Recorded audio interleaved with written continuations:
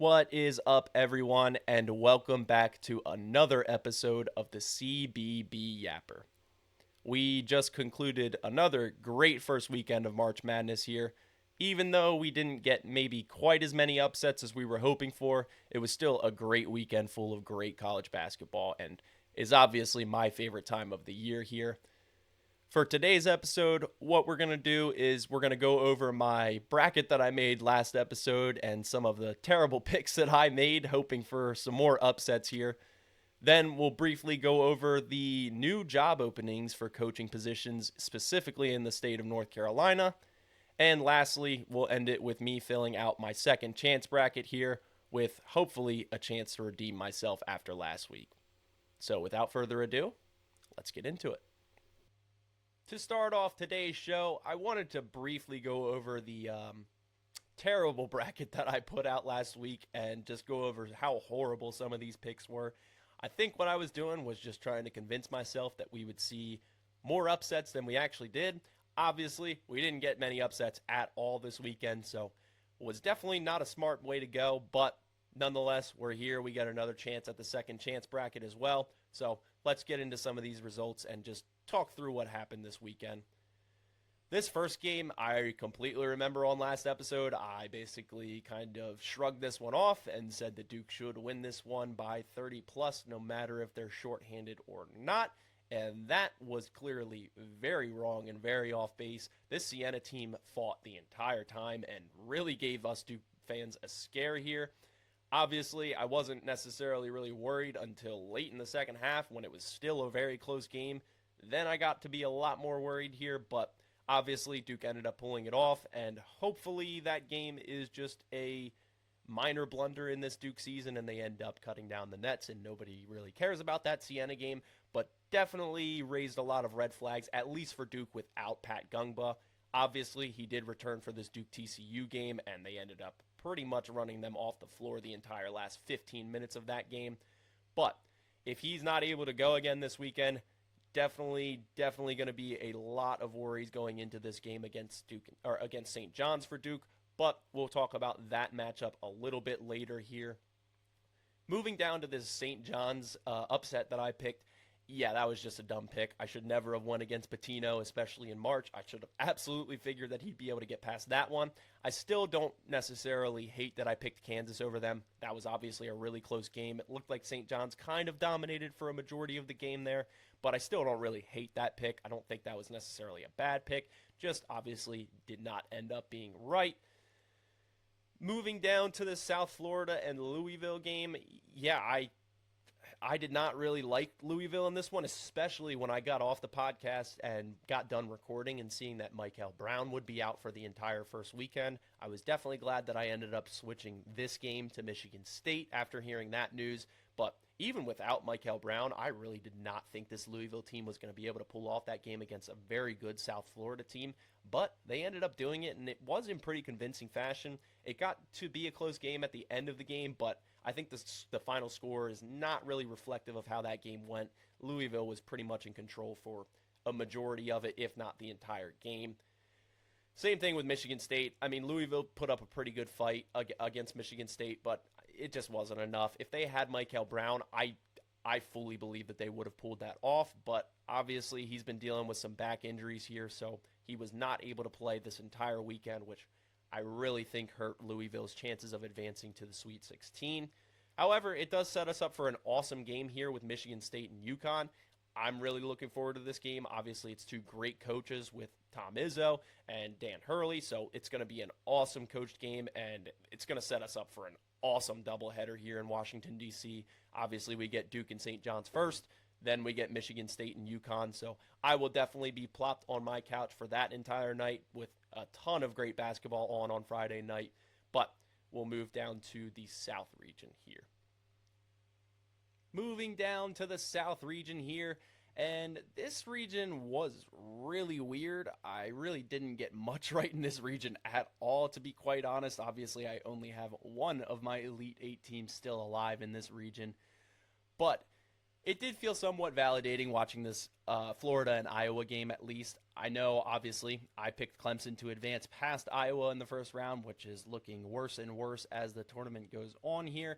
I just personally thought that Clemson would be the better team in that game, but I obviously knew that Bennett Sturts would be the best player on the floor, and I think that really was the difference in that game. The second round, though, I at least, like I said, felt a little bit validated here. I had said last episode that I was really concerned with Florida's round of 32 matchup. I thought that a lot of people were concerned with Duke's round of 32 matchup, and that this was the one that was actually going to be the one to watch, and it certainly delivered. Obviously, that was an awesome game just the whole way throughout, but Florida was never really able to establish their dominance there. I thought for Florida to win, they needed to dominate the paint, and they really didn't do so. They really honestly didn't dominate in any aspect of the game. Iowa really controlled the pace here and just made Florida play at a snail pace, which is obviously favors Iowa and their style of play here and is why they ended up moving on.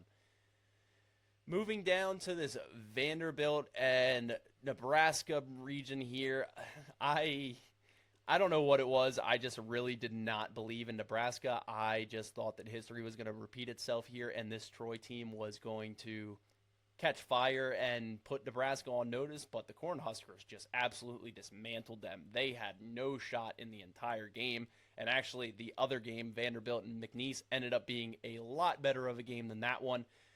If I would have chosen Nebraska to move on against Vanderbilt, I do think I would have chosen Nebraska. I ended up leaning Nebraska on, what was that, Saturday, I believe. So I ended up taking Nebraska on the day of that game, but obviously did not get it right in my bracket, so doesn't really mean much if you get it after the fact. But yeah, definitely did not expect Nebraska to be that dominant, at least against Troy, and then getting that really close win against Vanderbilt was just really impressive. I thought it's going to give them a lot of momentum heading into this one, and obviously they get a familiar face in Iowa here next round, and they are certainly going to be looking to take them down and establish their dominance as one of the best teams left in the tournament, as well as in the Big Ten.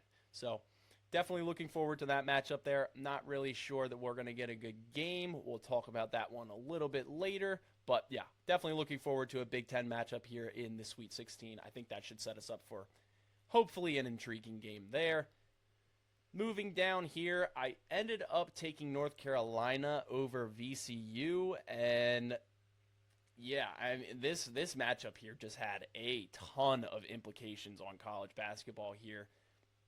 If North Carolina doesn't blow that lead in the second half, I don't think that Hubert Davis is fired. I think that even if they lost to Illinois in the next round, which I fully expected they would have, I still don't think he would have been fired. I really don't think that they would have fired him over making it to the round of 32 undermanned without Caleb Wilson. And I do still think that they made a pretty harsh decision just based on this year not really going the way that they thought it would. They dealt with some injuries in the beginning of the year to Seth Trimble, and then obviously Caleb Wilson got ruled out for the remainder of the year, which was clearly their best player and a top 5 pick, most likely coming up in the NBA draft. So I think that this was a little bit harsh.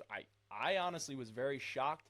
I had been seeing after the VCU game that they were looking to fire him, or at least going to ask him to step down. Then it looked like the mood changed on Sunday and Monday, and it looked like they were going to retain him. And then it completely flipped again on Tuesday, and he ended up being fired. So I think this game had huge implications for college basketball and ended up moving a couple dominoes here. And a lot more pieces are going to be falling here very shortly. Illinois, on the other hand, was just super impressive the entire weekend. They just dominated in both of their games and really never looked close to any of the teams that they had to go up against. Obviously, they went up against Penn and VCU, so not really the most impressive wins there, but it was really impressive to see them just dominate in the way that they did. Moving down, this one I had kind of went back and forth on. I don't really think that one was necessarily a game that you could get right or wrong, but obviously Texas A&M pretty much handled them the entire way through. St. Mary's offense was just pretty much non-existent the entire night. I was really disappointed in St. Mary's showing. I thought that they were going to definitely do a lot more and even potentially give Houston a little bit of a scare in the round of 32, But yeah, they got pretty much dog walked the entire night there by Texas A&M, and I thought that was a really impressive win for Texas A&M. Feel kind of bad that I was pretty high on Texas A&M in the middle, or A&M in the middle of the year, and then kind of jumped off their bandwagon. I still did say that I could absolutely see them winning a game in the tournament, which ended up happening obviously, but did not see them having a chance of advancing much further than that, and they ended up getting destroyed by Houston. So an impressive performance from Texas A&M. I think it was very impressive for them to move on to the second round here, but yeah, they got absolutely handled by Houston and was pretty much what I thought would happen. But yeah, definitely was not what I thought would happen, at least in the first round there for Houston. I really think that this Illinois-Houston game is going to be awesome. Obviously, we'll talk a little more in depth about that later, but it's going to be a pretty much a game of polar opposites here. Illinois' offense is absolutely electric and one of the best in the nation, while Houston's defense is insane, very staunch, and one of the best in the nation on that side of the ball. So I think we're really going to get an awesome game here. Going to be very intrigued to see how that one plays out tomorrow night, but we will talk about that matchup a little more in depth later. And now we will move on to the Midwest region. Like I said, staying down here on the bottom half of the bracket in the Midwest. Obviously, I got both of these right. The Michigan and St. Louis game were both correct. I did not expect St. Louis to run Georgia off the floor like that, but I thought it was a very impressive win for them, and I was really looking forward to this game against Michigan. They kept it relatively close for majority of the game until about 15 to 12 minutes left in the game when Michigan just completely stepped on the gas and really blew them out of the gym there. Moving on, I think it's going to be another really easy game for Michigan. I really don't like Alabama that much. I think they're a good team, and what they did to Texas Tech was pretty impressive, but Texas Tech is dealing with a lot of injuries. I think with JT Toppin, that game would have been way different. But nonetheless, they moved on to the Sweet 16 and get a chance to take down Michigan. I really don't like their chances in that one, but again, we will talk about that one a little bit later. Got to quickly go over these horrible first-round picks that I picked out here. I had said on last episode that I wanted to go with both 12 and 13 upsets in this one, mainly because I believed in Akron. I thought Akron was a much better team than what they showed, at least against Texas Tech. Same thing with Hofstra. I thought Hofstra was a much better team, and especially with both of them being undermanned here, missing some pretty important players, I really liked both of their chances to pull off those upsets, and then both of them lost by 20. So definitely was not a good pick there. Obviously looked pretty bad on that aspect, but that's the fun of March Madness. Obviously, you want to pick as many upsets as you can because it's more fun to pick upsets than it is to just pick chalk. But obviously, if I wanted my brackets to look a little bit better, I should have definitely went more chalk in this region, as it looks like it was pretty chalky to begin with. Moving down, obviously got both of these Tennessee and Virginia games right. That Tennessee game, I really just did not like as a matchup for Miami, Ohio. I like Miami, Ohio. I've talked about them very highly all year, but Tennessee is just kind of a different ball game there. They would have had to hit an unreal clip from deep, I think, to be able to pull that one off. They just don't have the size to compete with a team like Tennessee. And with Tennessee being so physical on defense, they really just did not get anything going on offense. They only had, 56 points there? So just a really, really unimpressive game from Miami, Ohio. And definitely made the questions about them come up a lot more, and seems to be a little bit more warranted now, but I still think they absolutely deserve to be in the tournament at the very least. Obviously, they pulled off their first four in games, so I thought that was very impressive of them to do that. But yeah, did not really like their chances against this Tennessee team. And Virginia, I was really shocked with how Virginia performed this weekend. Not only Virginia, the ACC just as a whole. Obviously, Duke is the only ACC team alive, and I think I had, let's see. Let's double check that. 1, 2, 3, 4. I had 4 ACC teams in my Elite Eight. Obviously, I think that has to do with a little bit of my bias and watching the ACC more closely than any other league this year, obviously, as a Duke fan. But definitely was a very, very wide or eye-opening experience for me, seeing how bad the ACC performed. I was expecting a lot more out of the ACC, and they just did not show up at all. Same thing with the SEC. I have been talking very, very poorly on the SEC all year. I have not been shy about my opinions on the SEC, and I think I was proven way wrong this weekend on the SEC. Many of their teams moved on, while a lot of the ACC teams moved on. I think I even went as far to say that the SEC would be exposed this weekend, and they certainly were not. It honestly looks like I was more exposed this weekend to my hate for the SEC. I don't really hate the SEC. Let me reword that. My disdain for the SEC. I just think that they get propped up a lot more than any other conference. But to be fair, they backed it up, and it looks like they deserved it. So have to tip my cap on that one and admit where I'm wrong. But yeah, definitely did not expect the performance out of the SEC that I got or that I saw this weekend. And that continued with the Santa Clara Kentucky game. Obviously, that one was very questionable. Santa Clara's coach was clearly calling a timeout. I mean, I don't think that that was any discussion or argument at all. However, I will play devil's advocate a little bit here. He was so far away from the referee. Like, you would think that when, or if you know you want to call a timeout after a bucket goes through or a dead ball to set up your defense, you would think that you would have that ref in your hands, ready to call a timeout, like, or tell the ref in advance, hey, as soon as this goes in, we want a timeout. So I do think that the refs were in the wrong. I absolutely think he should have been granted the timeout, and that definitely would have changed that game. I don't think that OA would have gotten nearly as good of a look at the rim if they were able to grant them the timeout. However, I do place some blame on the Santa Clara coach. I don't think that you can be that far away from the ref or not warn the ref that you're going to want a timeout. I think that was partially on him and don't think that that should necessarily all be placed on the ref, which I know is a shocker for me. I am definitely not the person to say that you shouldn't be complaining about the refs. I love to complain about the refs and bad calls, but I think that that has a little bit more nuance to it than people are seeing. Originally, when I first saw it, I was kind of irate for Santa Clara. I was really upset for them that they weren't granted that timeout. But then when I watched the replay a little bit more and just saw where he was on the bench and how far away he was from the official turned up the court to try and get down to the other side. So I don't necessarily fault the officials completely for that. Definitely place a little more blame on them, but I also think that Santa Clara's coach should have been much more attentive on getting that timeout called and making sure that the refs knew he wanted a timeout. However, obviously, Otega Owe just hit an insane shot at the end of that game, and I think it was just destiny. I just think that was just March Madness rearing its ugly head and showing that that was just how the game was supposed to go. So, I do blame the Santa Clara coach a little bit there, but still would have liked to see the refs grant him that timeout. Obviously, this Iowa State and Tennessee game is going to be very intriguing. It does look like Joshua Jefferson might be cleared to play this weekend. I know he came down with a pretty rough ankle injury that kept him out of both of their first-round games.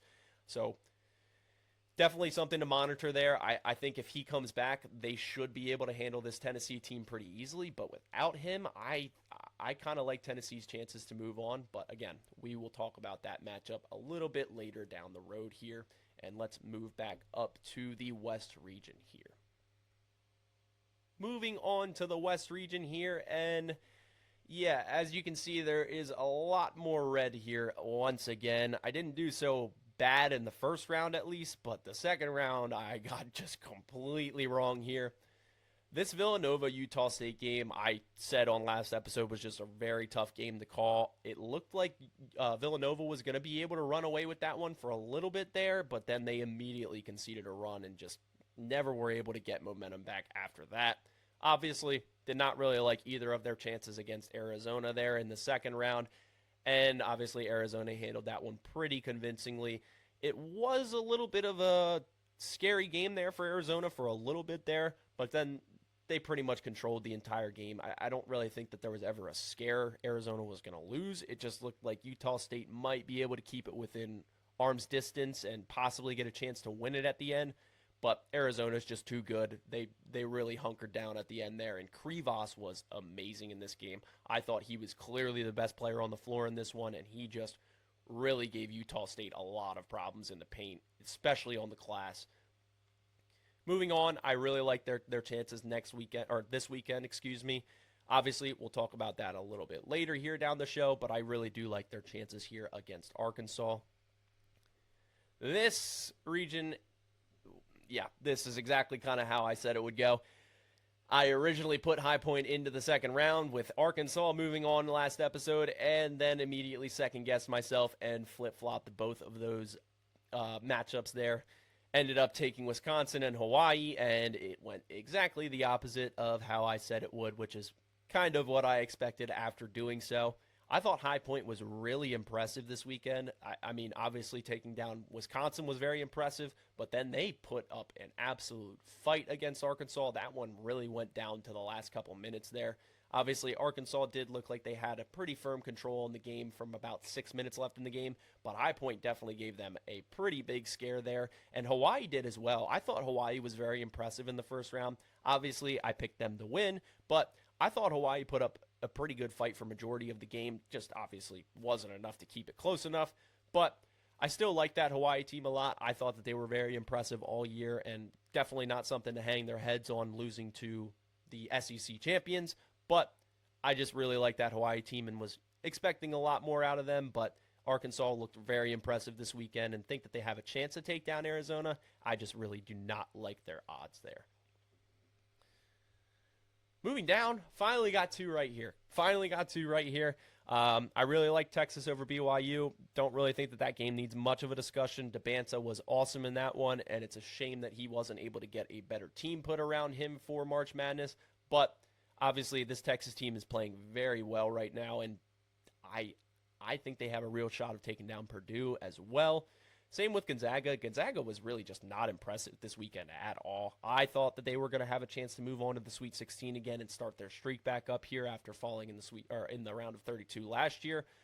But yeah, they just were really unimpressive. I mean, even against Kennesaw State, they didn't look very good, and then against Texas, they really didn't look good at all the entire game. I mean, putting up only 68 points against that Texas team, I thought was just pretty embarrassing for Gonzaga, especially a team that is typically a very good scoring team. I know they obviously had a little bit more of a focus on defense this year, but I was very unimpressed with Gonzaga and how they performed this weekend, and definitely wish that I would not have taken them so deep into the tournament. Obviously, I did have them losing in the round of Sweet 16, but they obviously fell the round before that.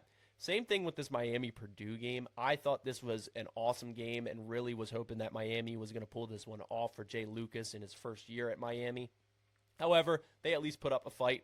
Don't think that that necessarily looks like a terrible pick right now, but it does look like Purdue will most likely be moving on to the Elite Eight at the very least. But like I said, they definitely cannot afford to sleep on that Texas team. We'll talk about that game a little bit later here when I go over my second chance bracket. But yeah, just wanted to briefly go over some of these picks that I have, obviously. Obviously, we still have some of our Elite Eight teams here alive still. We got Duke and Michigan State at the top in the East. We have Arizona still alive in the West.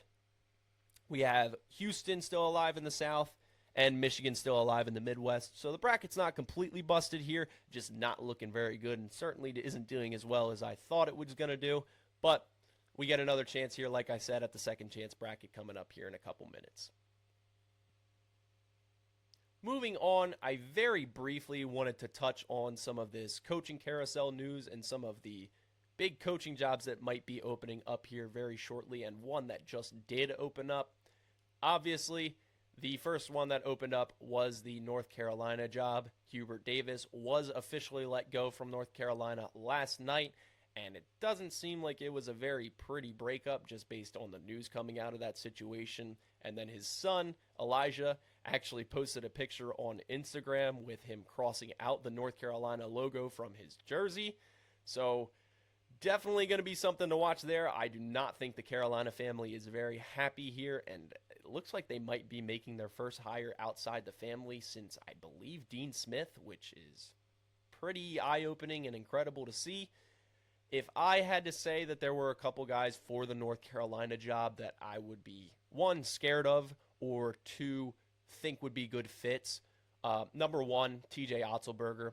I don't know if that is necessarily something he's going to even entertain. I know he has a great situation down at Iowa State that he's built up, so I'm not really sure that he will just jump ship there.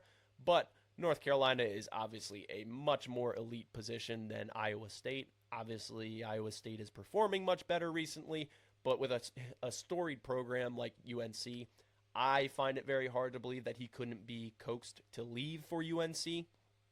And that would probably be my least favorite hire for UNC. As a Duke fan, let me explain that. I would not like that as a Duke fan. I think he's a very good coach and a good enough recruiter that he could absolutely turn North Carolina around there. And he does kind of recruit the same types of players that North Carolina does. They do go after some big freshmen, but they really like to get guys that stay there for multiple years and gel. So I think he would be a really good fit for them. Another fit that I have been seeing his name thrown around in the ring here is Billy Donovan.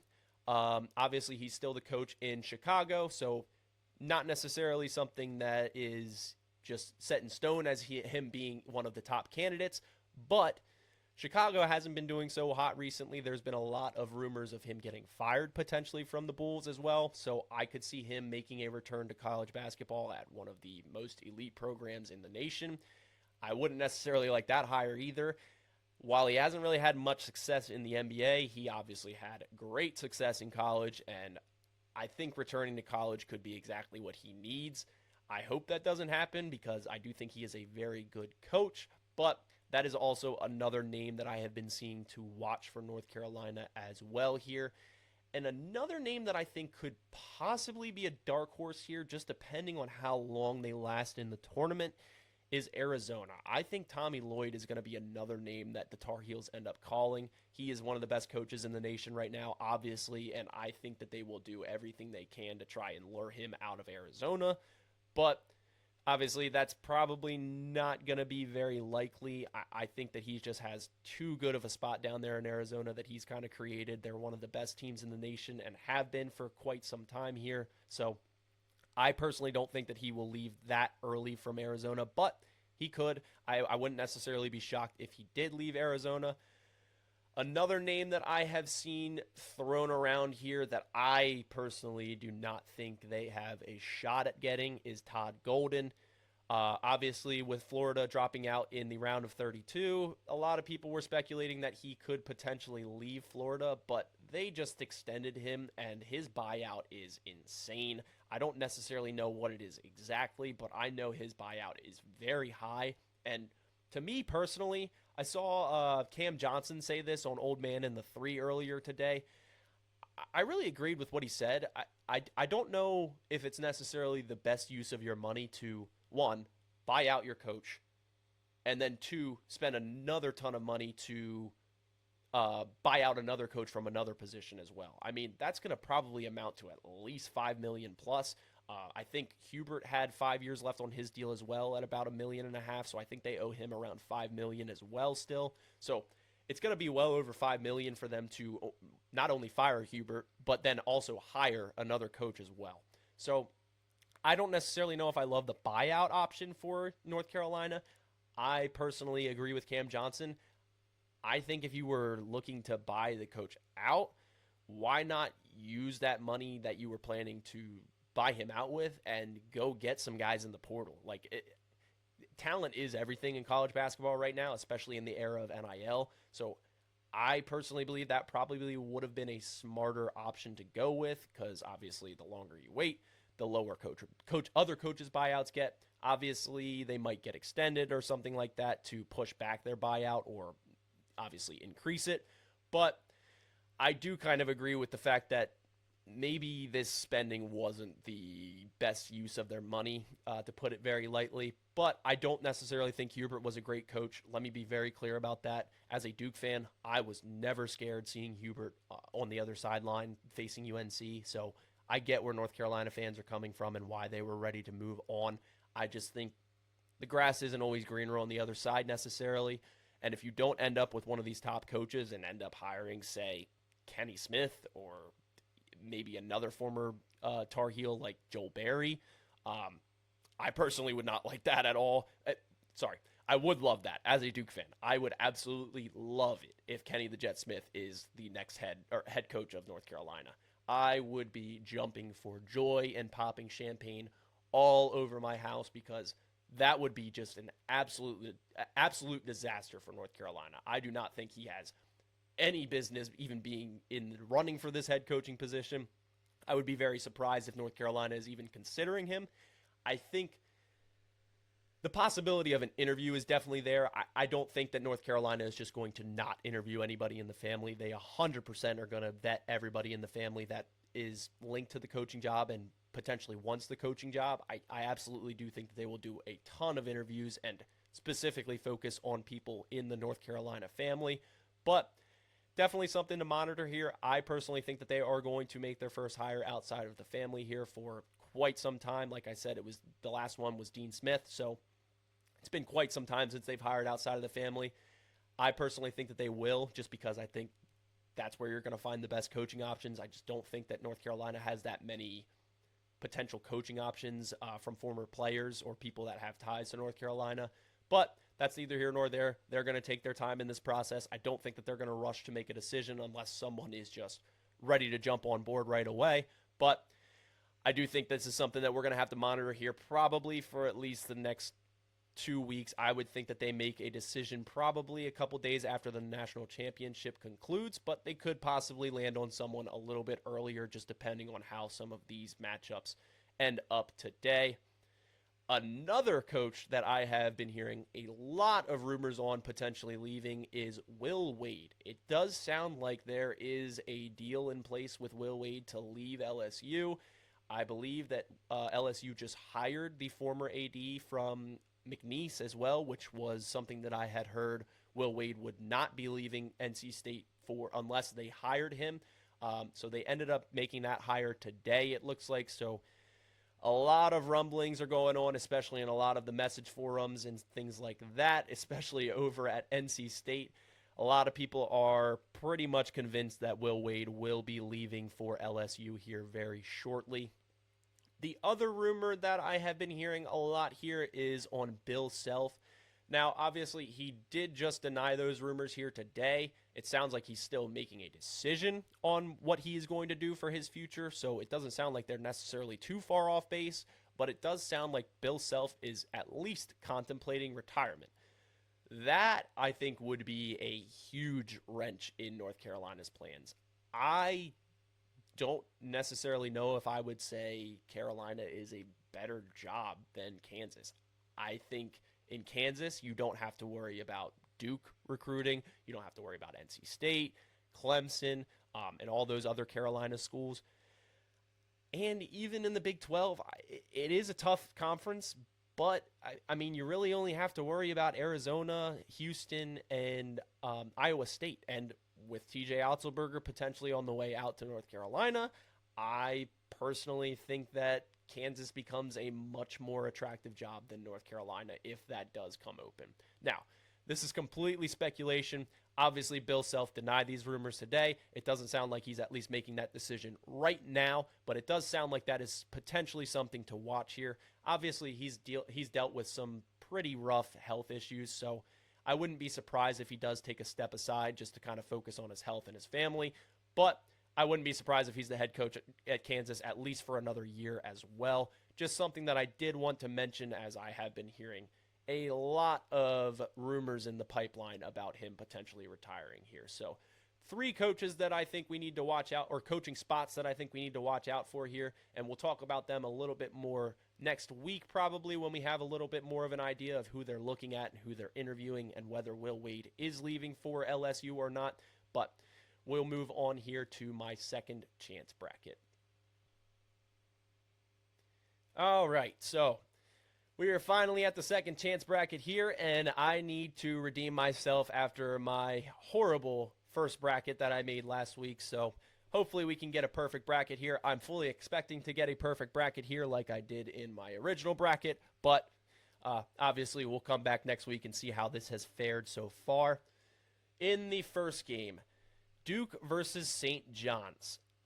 I have been seeing a lot of people on Twitter, at CBS, Field of 68, even ESPN with Pat McAfee, saying that this St. John's team is primed and ready to upset Duke and that they're such a physical team who plays great defense, and all this stuff that just really doesn't make any sense to me. Like, it really makes no sense to me at all.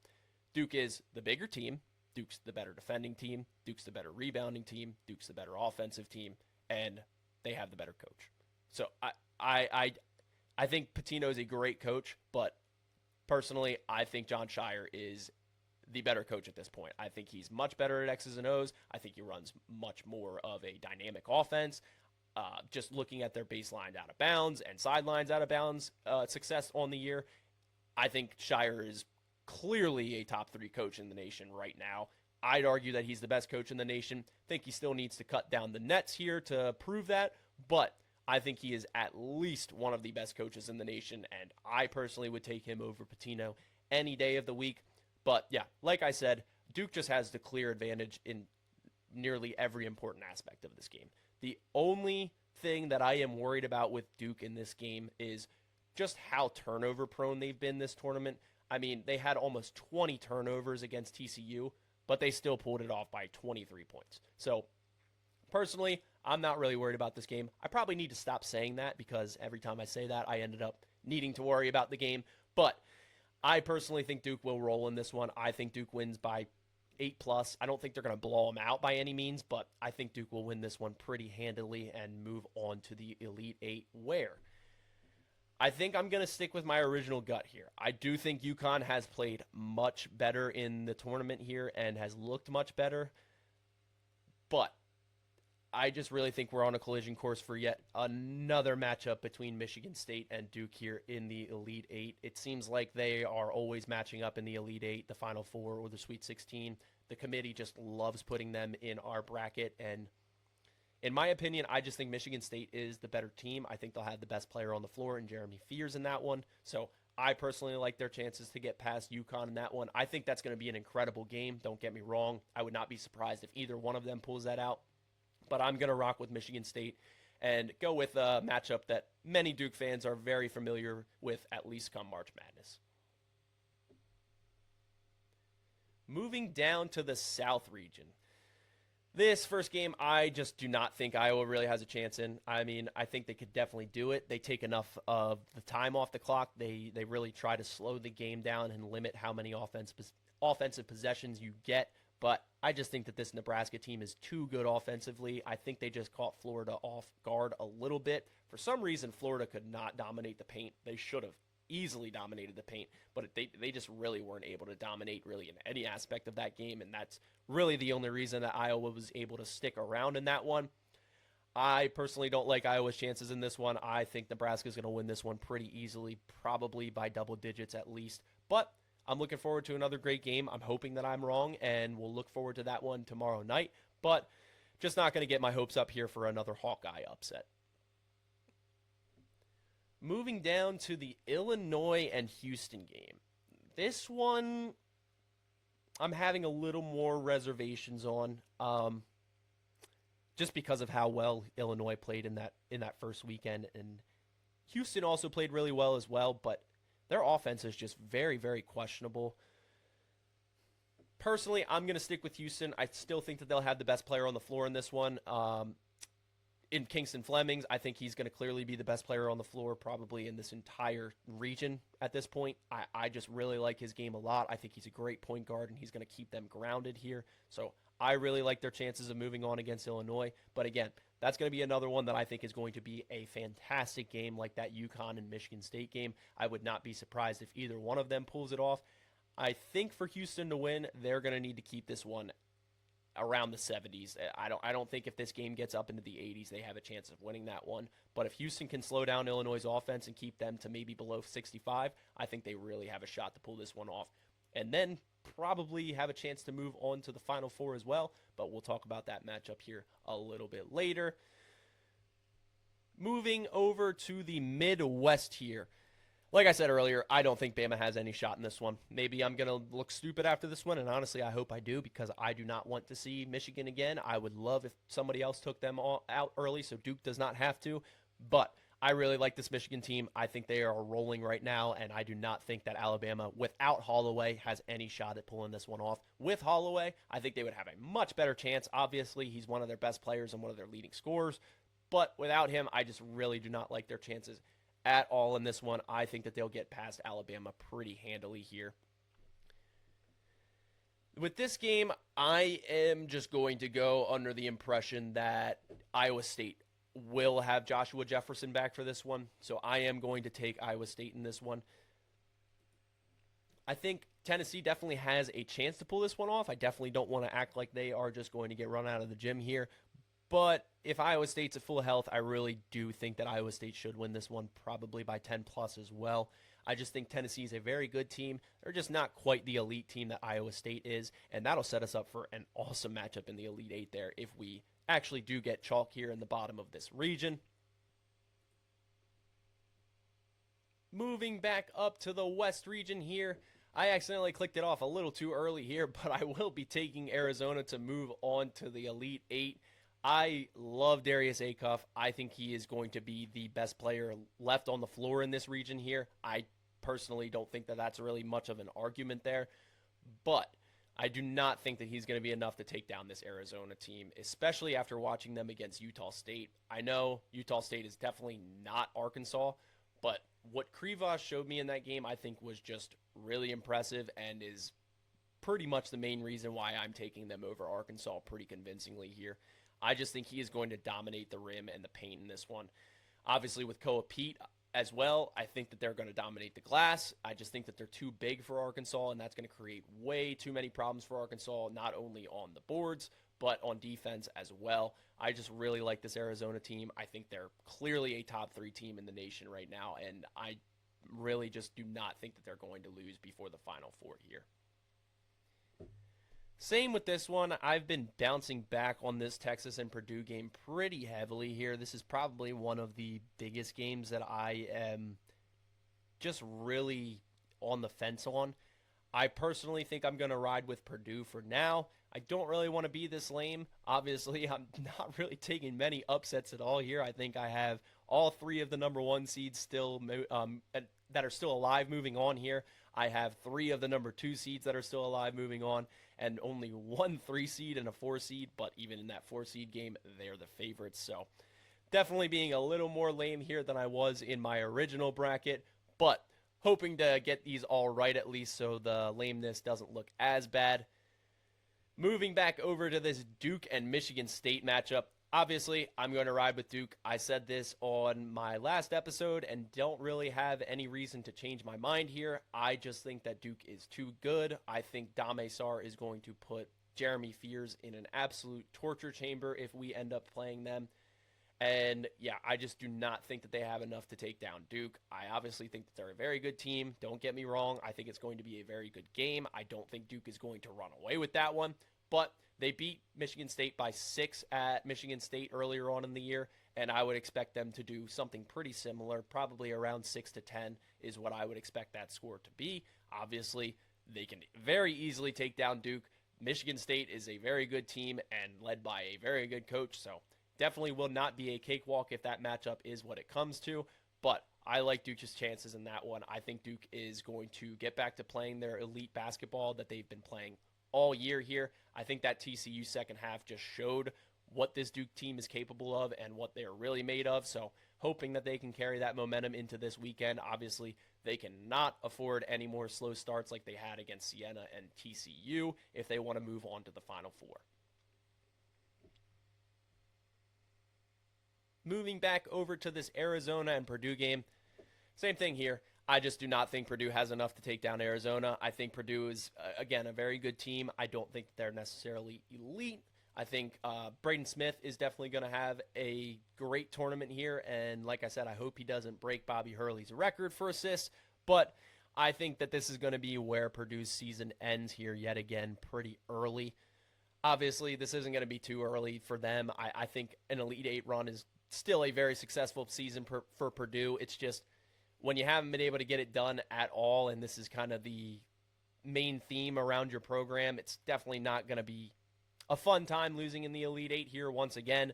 But I do think that Purdue is obviously in a great spot. They're a great team. Matt Painter is a good coach, but I just don't think they have enough to move on this year. Moving down to the bottom half of the bracket, we'll start over here in the South. And yeah, whatever team comes out of this side, I think is going to beat Nebraska. I like Nebraska. I think they're a very good team. They played great all year. Their record is incredible. I love that they were able to finally get that um, monkey off their back there and finally win a tournament game. But yeah, I don't really like their chances against Houston or Illinois. I think both of those teams are just a little bit better than Nebraska and on a tier slightly above them. So I do think whatever team comes out of this Illinois Houston game will end up in the Final Four. This last one over here is going to be pretty similar. I really like Michigan, and Iowa State has just not been a good enough of a paint team all year for me to trust them to go any farther than the Elite Eight. I think with a matchup like Tennessee, they can absolutely get away with it, but against someone like Michigan who plays three forwards who are all very good in the paint, I really don't like their chances there, and I'm going to be sticking with my original Final Four that I actually had in my original bracket here. And we're probably going to follow a similar theme to my bracket last week here. I am going to take Duke to beat Houston. This is going to be a matchup or a rematch of last year's Final Four matchup, and I think Duke is going to be very hungry to pull this one off, especially being sour after that one last year. They still have some kids on the team from last year, obviously Malik Brown, Isaiah Evans, and Pat Gungba all are returning who played in that matchup last year, as well as Caleb Foster should be back around that time. So this is definitely going to be a revenge game for Duke. I think that they have this one circled, even though they obviously need to get past and through to the Final Four still.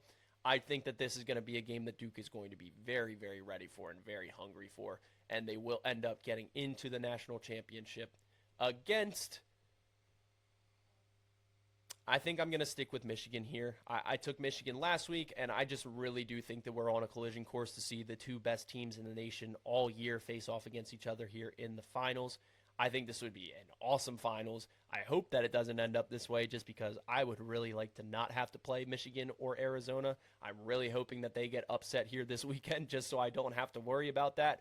But I think Michigan is clearly playing the best out of anyone right now. I don't really think that's much of an argument, especially after Duke kind of struggled here in the first weekend. I think Michigan is playing better than anyone in the nation. However, I do not expect that to continue, and I still will be riding with my Blue Devils to take down the finals. I personally think that Duke is going to win it all. I don't think that's necessarily a shock. Like I said, I'm a huge Duke fan. My hat says that, and based on my previous 18 episodes, I think that's been pretty clear and obvious. So obviously there's a lot of bias in my picks. I wouldn't necessarily hate if other people take Arizona, Michigan, or Houston to win it all. I really don't think that you can go very wrong here. Obviously only one of them can win it, but I will be rocking with Duke. I personally just believe in them. I think that they have a lot to look forward to, especially since they're going to be getting back people and getting more healthy, I would say. I don't necessarily know if Caleb Foster is going to play on Friday, but I do expect him to at least get some limited minutes in the Elite Eight just based on how much he's been progressing and the rumors that are coming out of Duke. So I'm really looking forward to seeing how Duke continues to grow here. Obviously, we're at the end of the season, so time for growth is definitely not really ideal here, but I do still think that Duke is going to continue to get better as the tournament goes on. I think they finally shook off their tournament rust there against TCU in the second half, so I'm expecting them to be back to the elite level Duke team that we have seen throughout the entire year. But like I said, I wouldn't be surprised if they fall to someone else earlier. I wouldn't be surprised even if they fall to St. John's. I just personally do not expect it. I think that they're too good of a team to do that, but anything can happen here in March Madness. However, this is what I have as my second chance bracket. I'll scroll up here real quick just so you guys can get a final look at what I am looking at for my picks here. But yeah, we are set up for an awesome weekend of college basketball. Even though this year was pretty chalky, it's still going to be an elite weekend of college basketball. I think all of these teams really have a chance of advancing, except for maybe a couple. I think probably 10 out of the 16 teams here left, I think, have a legit chance of cutting down the nets. So I think it's just going to make for a really exciting weekend here. However, that is all I have for today's episode of the CBB Yapper. I hope you guys enjoyed going over my second chance bracket here. am fully expecting it to be perfect here, so we'll check in on that next week for next episode, as well as we'll go over my original bracket and see if that ended up doing any better than it started at least. But until then, I hope you guys enjoyed today's episode, and if you did, go ahead and leave a like, subscribe, and join us back next week for next episode.